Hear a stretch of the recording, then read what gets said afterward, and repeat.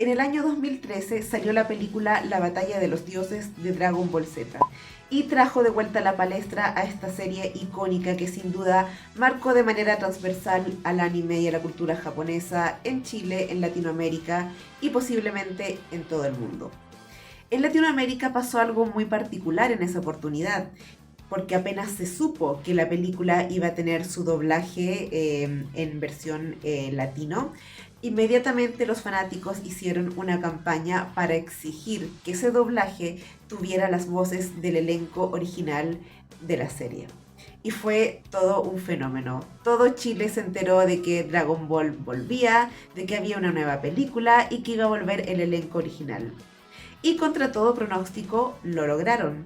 Y fue tanto la presión que metieron los fanáticos que efectivamente la empresa encargada, que creo que era Diamond, perdón si me equivoco ahí, efectivamente tuvieron que contactar al elenco original y hacer toda una serie de negociaciones para que ellos finalmente aceptaran participar en la película, cosa que ocurrió.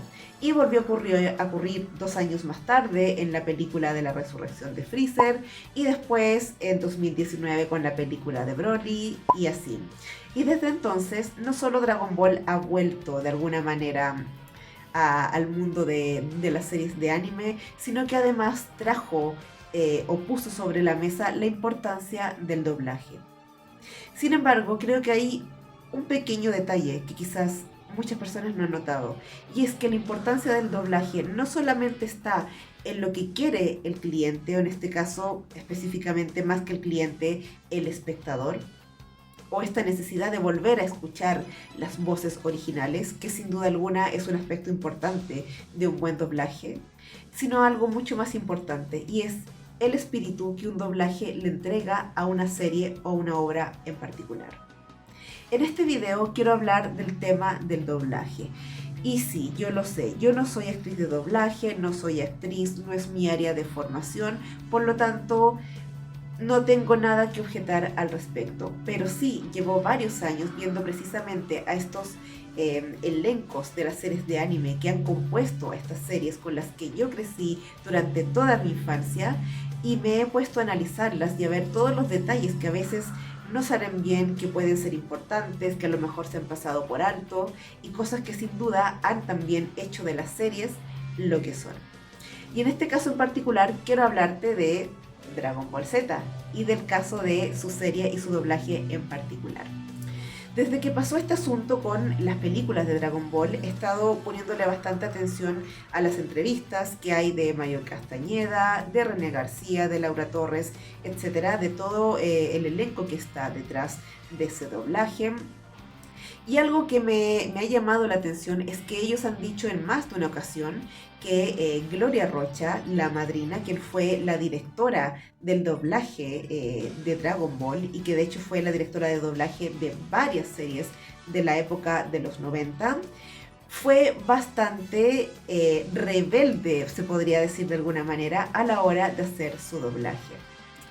Pasa lo siguiente, el cliente, que en este caso podría ser Toei Animation, ¿no es cierto?, quien vende los derechos de la obra, pone ciertas exigencias. De hecho, se supone que hay que hacer castings para que el cliente elija la voz que quiera. A veces, como ellos han dicho, el propio director, conociendo su abanico de actores o colegas, puede convocar a algunos y darles personajes. Pero siempre, según ellos dicen, quien tiene la última palabra es el cliente. Y algo que varios actores han dicho de este elenco es que Gloria Rocha no hizo al parecer un casting, sino que simplemente convocó a quienes ella conocía y les dijo, ok, tú vas a hacer tú vas a hacer este otro de acá, y así. Eso no es necesariamente algo malo.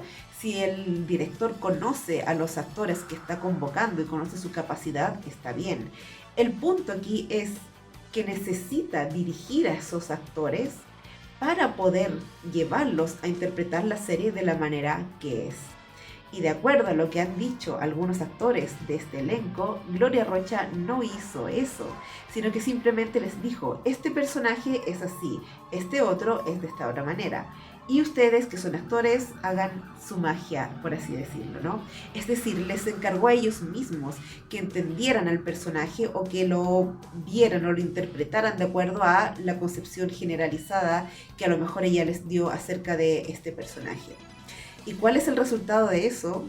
Quizá no sea tan difícil entenderlo, pero si realmente no existe una guía y sacas conclusiones generalizadas o conceptos generalizados o estándar sobre un personaje, pues lo que creas es precisamente un concepto estándar o un personaje que va a ser estandarizado. Y eso es en parte lo que ocurrió, a mi parecer, con el doblaje de Dragon Ball. La magia de este doblaje para mí es que es tremendamente bueno, pero es tremendamente bueno porque comete un montón de errores y se toma un montón de licencias que de alguna u otra manera funcionaron a su favor. Mario Castañeda ha contado un montón de veces que la madrina le dijo Goku es bueno, Goku es un héroe.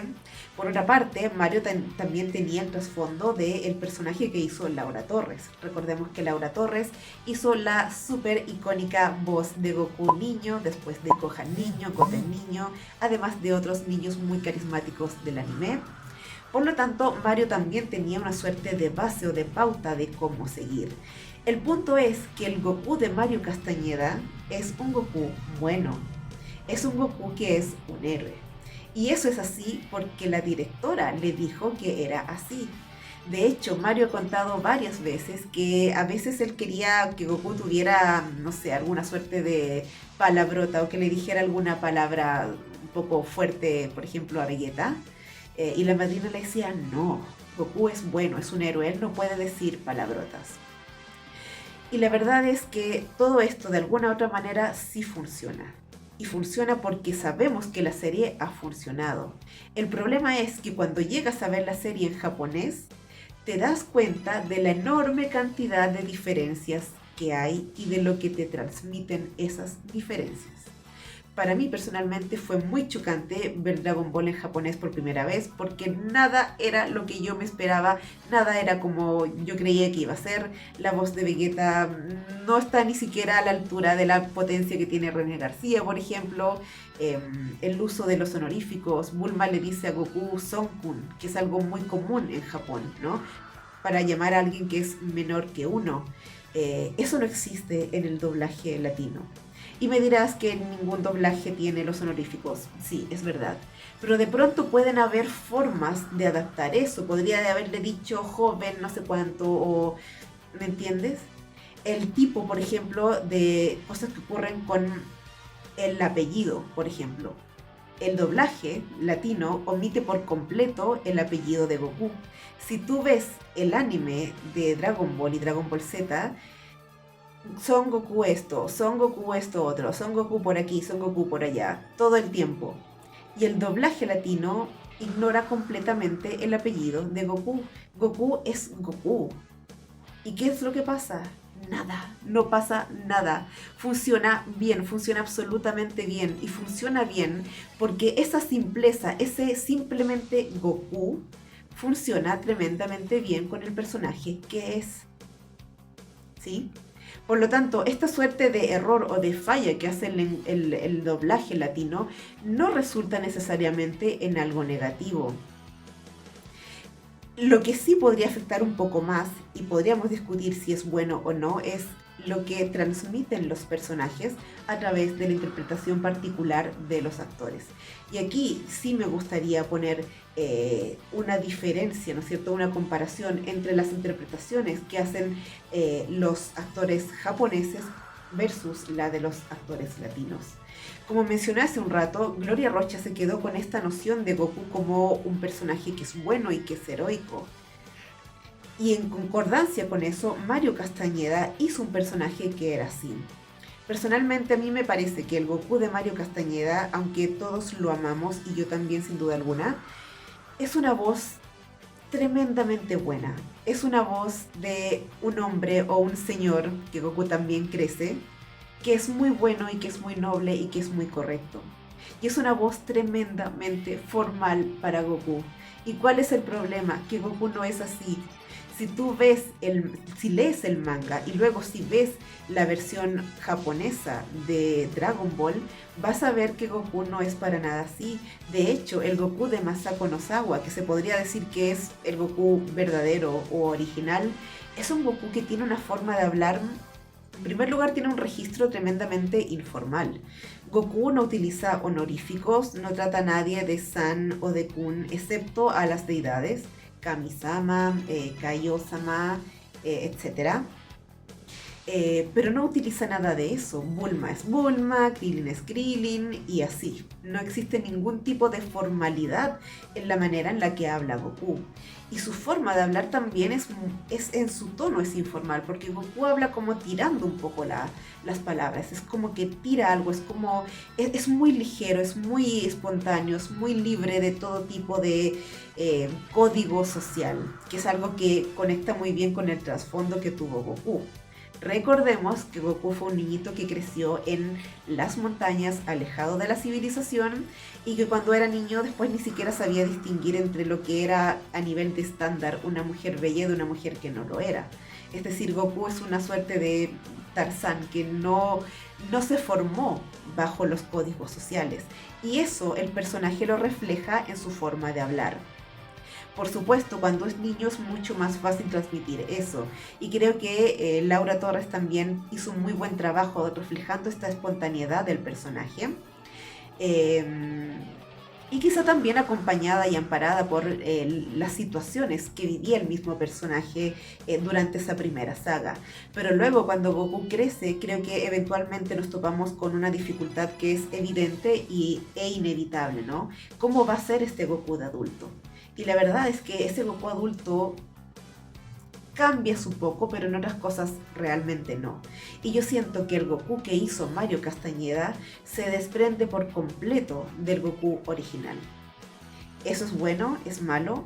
Quizá técnicamente la respuesta es que no es algo muy bueno. Por eso digo que este doblaje es bueno porque hace muchas cosas malas, ¿no?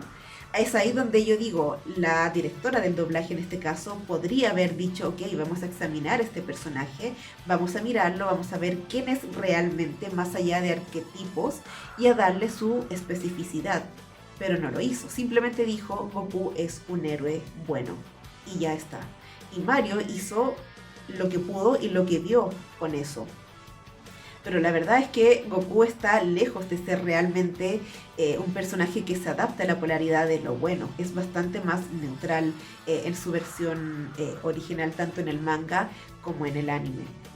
Algo parecido ocurre también con el caso de Vegeta, y es que el personaje que hizo René García es un personaje con muchísima intensidad, pero muchísima. Tanta que cuando yo llegué a ver la versión japonesa me decepcionó el nivel de fuerza que le ponía Ryo Horikawa al personaje. Sin embargo, hay un detalle. La interpretación de Ryo no estaba del todo mala, porque Vegeta también tiene sus momentos más suaves. ¿Cuál es el problema aquí? El problema es que una vez más dijeron, ok, Vegeta es el villano que es muy malo y que es muy orgulloso y siempre está en la rabia. ¿Pero realmente está en la rabia todo el tiempo? La mayoría del tiempo sí, podemos convenir en que sí, pero no todo el tiempo. Vegeta tiene sus momentos distintos y es más, Vegeta es el personaje que más cambia a lo largo de toda la serie. Y eso sin duda es un desafío para quien interprete al personaje.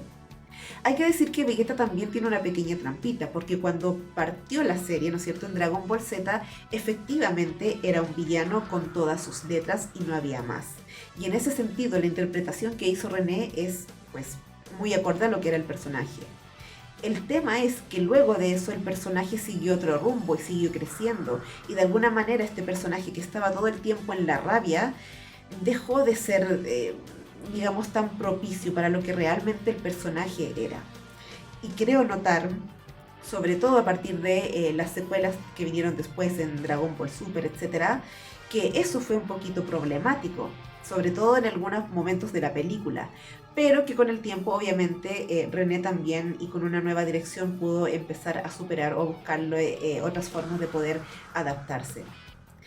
Lo interesante de todo esto es entender cómo un doblaje que cometió tantas falencias o que se saltó tantos, eh, digamos, pasos del protocolo pudo ser algo realmente bueno.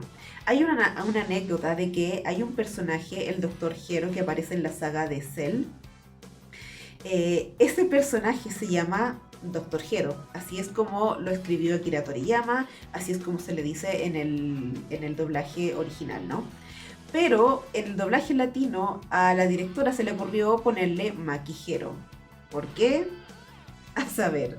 Pero le dijo así y por lo que supe, después eso le costó una reprimenda por parte del cliente, ¿no? Y sin embargo la serie funciona tan bien. ¿Por qué ocurre esto? ¿Crea diferencias? Sin duda alguna que sí. No es lo mismo Dragon Ball ni ninguna de sus sagas en japonés que en latino. Y por mucho amor que yo sienta por la cultura japonesa, debo decir que el doblaje latino fue un éxito. Y lo fue aún a pesar de que se tomó un montón de licencias. ¿Y por qué? ¿Por qué entonces es tan bueno? Porque le dio identidad. Y esa es la magia de todo esto. Si eres traductor o si te gusta leer obras traducidas, seguramente esto también te va a hacer un poco de sentido. Y es que la traducción hace algo prácticamente igual. Ninguna traducción va a ser jamás igual a la versión original. Jamás. Por lo tanto, un traductor no solamente tiene el deber de traducir, adaptar o transmitir lo mismo, sino que muchas veces, incluso sin quererlo, va a terminar creando una obra completamente distinta, porque ninguna es absolutamente transferible o traducible. Lo mismo ocurre obviamente en el caso del doblaje. Y en este caso, aún cuando se saltaron varios pasos, cuando hay tantas diferencias entre el anime original y su versión doblada, aún así la serie funciona bien. Y funciona bien porque a pesar de todo, el doblaje tiene una identidad. Porque le dieron una identidad y porque fueron fieles y leales a esa identidad. Estamos acostumbrados a que Bulma le diga a Goku simplemente Goku. Y cuando lo escuchas en japonés decirle Son-kun suena extraño, porque suena mucho más formal, porque crea una distancia entre los personajes que la versión latina no tiene. Y en ese sentido, al menos para nosotros como el público espectador latino, es algo mucho mejor, es algo mucho más cercano, es algo que lo entendemos como más normal y más común para nosotros. Y es esa ligereza justamente, esa falta de distancia que tiene el personaje lo que hace que precisamente sea tan querible para todos nosotros. El Goku de Mario Castañeda no es fiel al Goku original y sin embargo todos lo preferimos, o la mayoría quizás, porque tiene una voz que es mucho más acorde a lo que nosotros esperamos del personaje y porque de alguna u otra manera refleja esa bondad que no es una bondad tan exacerbada ni tan melosa, sino una bondad que es digna de admirarse. Es la bondad de alguien que también sabe ser firme y no necesariamente tan infantil como el Goku de la versión original. Este caso, el caso de Dragon Ball, es un caso bastante particular. En la mayoría de los casos quizás podríamos encontrar muchas más bondades en la versión original de un anime que en las versiones adaptadas. Sin embargo, el doblaje latino de Dragon Ball, al menos los primeros, si bien no podría decir que es mejor que el original, sí puedo decir y defender de que tuvo una identidad propia, de que hizo algo absolutamente único que pocas otras series y pocos otros doblajes han logrado hacer. Y eso, junto con otros muchos elementos de la serie, por supuesto, hicieron de Dragon Ball la serie icónica y transversal que es a día de hoy. Tenía muchas ganas de hablar de este tema, el doblaje me interesa y me apasiona muchísimo, aunque no es mi área en lo personal, y me gustaría volver a tocar temas de doblaje en el futuro en este video, y algunos otros temas un poco más técnicos que también forman parte de lo que hace al anime lo que es. Así que te agradezco que hayas visto este video. Si quieres comentarme algo, compartir alguna anécdota, estaré feliz de leerte, y nos vemos en un próximo video.